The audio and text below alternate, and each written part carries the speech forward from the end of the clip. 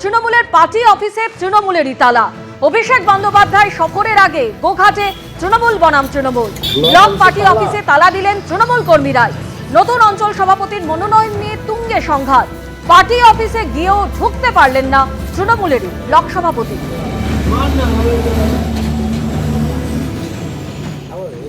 বর্তমান ব্লক সভাপতি উনি ওনার মতন অঞ্চল সভাপতি গঠন করে পাঠাচ্ছেন এবং যাকে পাঠিয়েছেন উনি হচ্ছেন পঞ্চায়েত ভোটের নির্দল প্রার্থী হয়ে খেটেছিলেন। ওই ব্যক্তিকে অঞ্চল সভাপতি আমাদের করছেন আমাদের ব্লক সভাপতি কাজল রায়। ওনাকে অঞ্চল সভাপতি করলে কিন্তু আমরা এই জায়গাটায় মুখ্যমন্ত্রীকে ভোট দিতে পারবো না। তাই বলছি, যদি ওনাকে ওখান থেকে অঞ্চল সভাপতিকে যদি না সরানো হয় আমাদের এই বৃহত্তর আন্দোলন চলবে।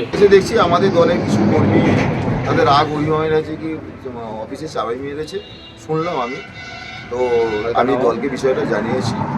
দল যা সিদ্ধান্ত নেবে সেটা মাথা পেতে নিয়ে কাজ করবে। অঞ্চল সভাপতি কারা তৈরি করছে সেটা তো অভিষেক বন্দ্যোপাধ্যায় বলতে পারবে। আমার কাছে এখনো তথ্য নেই যে সেই বিষয়টা তারা জানলে কীভাবে জানতে পারছে। এটা ভুল ধারণা, এটা অনুমান করে তারা কিছু করতে পারে হয়তো, তাছাড়া অন্য কিছু। দলটাতে তো কোনো ভালো লোকের স্থান নেই। যত বালি চোর, গরু চোর, কয়লা চোর, যারা যত টাকার ভাগ বেশি দিদিমণিকে দিতে পারবে তারা এই দলটাতে স্থান পায়। তো সেখানেতে দেখবেন যারা এক ধরনের ভালো কর্মী আছে তারা হয়তো এগুলো মানতে পারছে না, যার জন্য কর্মীর মধ্যে লড়াই লেগে পার্টি অফিসে চাবি পড়ছে। গোষ্ঠীদ্বন্দ্বের বহিঃপ্রকাশ। একটা দলকে মানতে পারছে না, ভালো দল চোরকে মানতে পারছে না, চোর ভালো দলকে মানতে পারছে না, যার জন্য দলের প্রভাব এটাই, এর জন্যই পার্টি অফিসে চাবি।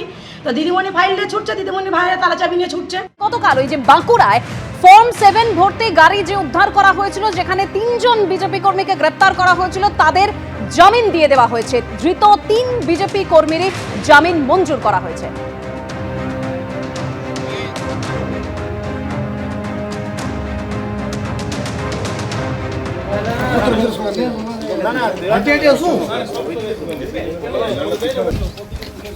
বেআইনি কোনটা সেটা তো বলুন।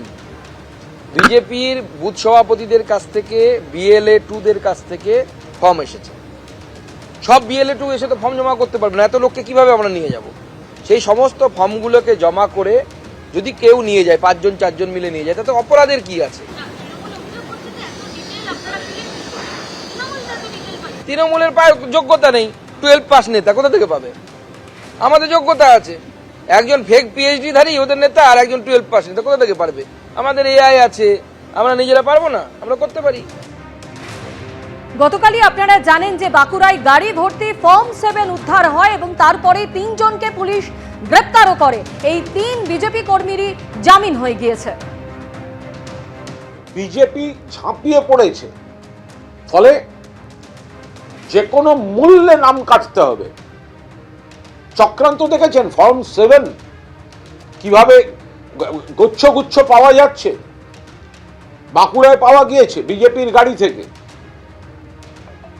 আরো একাধিক জেলা থেকে আমাদের কাছে খবর আসছে যে ফর্ম 7 গুলোকে জমা দিয়ে বিপুল সংখ্যক মানুষের নাম ডিলিট করে দেওয়ার চেষ্টা করছে। পরে তো পরেরটা হবে, আপাতত তো এই ভোটে এতগুলো মানুষ বাদ হয়ে যাবে। ভোটার লিস্ট দেখে দেখে কিছু জায়গায় বিজেপি ফর্ম 7 জমা করতে নেমেছে। ডিলিশন, হিয়ারিং ছাড়াই আগে কেটে দাও। এত অল্প সময় এত হিয়ারিং সম্ভব হবে না। বাঁকুড়া কল্যাণীর পর এবার বাগদা। ফর্ম 7 নিয়ে ধুন্ধুমার পরিস্থিতি তৈরি হলো। বিজেপি কর্মীর বিরুদ্ধে রাশি রাশি ফর্ম 7 জমা দেবার অভিযোগ। বিডিও অফিসে তৃণমূলের স্লোগান, পাল্টা স্লোগান বিজেপি।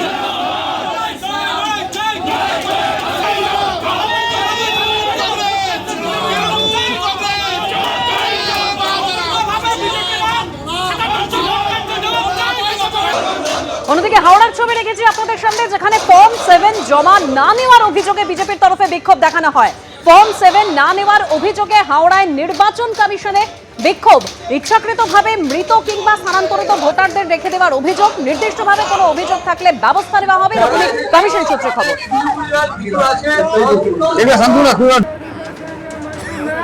একদিকে যখন দেখা যাচ্ছে যে ফর্ম 7 নিয়ে বিভিন্ন জায়গায় একাধিক অভিযোগ উঠছে, অন্যদিকে আবার এমনও দেখা যাচ্ছে যে খসড়া তালিকায় নাম বাদ, এবং তারই প্রতিবাদে এই মুহূর্তে ভাঙড়ের ছবি আপনাদের সামনে তুলে ধরছি, যেখানে চলছে বিক্ষোভ।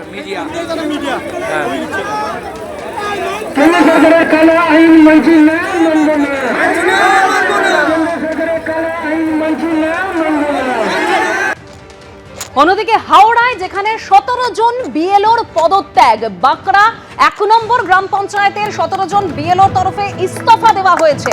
বিডিও অফিসে ইস্তফাপত্র জমা 140 থেকে 157 পার্টের বিএলওদের। এবিপি আনন্দ, এগিয়ে থাকে, এগিয়ে রাখে।